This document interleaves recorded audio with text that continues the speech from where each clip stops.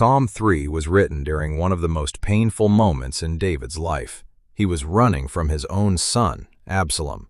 His kingdom was in turmoil, his enemies were growing, and everywhere David looked, it seemed like people were turning against him. He begins by saying, "Lord, how many are my enemies? How many people are rising up against me?" And some were even saying that God would not save him. Imagine how that must have felt. David wasn't just facing danger, he was facing fear, betrayal, uncertainty, and people telling him that even God had abandoned him. But then David changes his focus. He says, "But you, Lord, are a shield around me, my glory, the one who lifts my head." That is the turning point of Psalm 3. David stops focusing only on what is surrounding him and starts focusing on the God who is surrounding him. His enemies may have been everywhere, but God was closer. David says that he cried out to the Lord, and God answered him. And then he says something amazing. "I lie down and sleep. I wake again because the Lord sustains me." Think about that.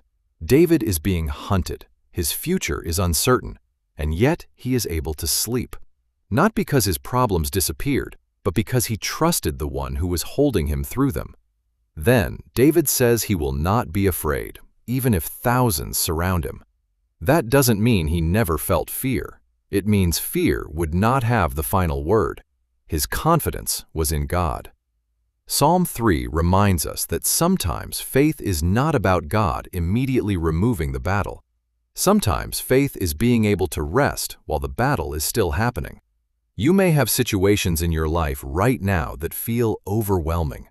Problems at work, problems in your family, financial pressure, health concerns, relationships that feel uncertain, and you may not know how everything is going to turn out. Psalm 3 reminds us that you do not have to know the outcome to know who is holding you. God can be your shield. God can lift your head. God can give you peace even before the situation changes. And David ends the psalm by declaring that salvation belongs to the Lord. So when life feels like it is closing in around you, remember this. Your problems may surround you, but God surrounds you too. You can call on Him. You can trust Him.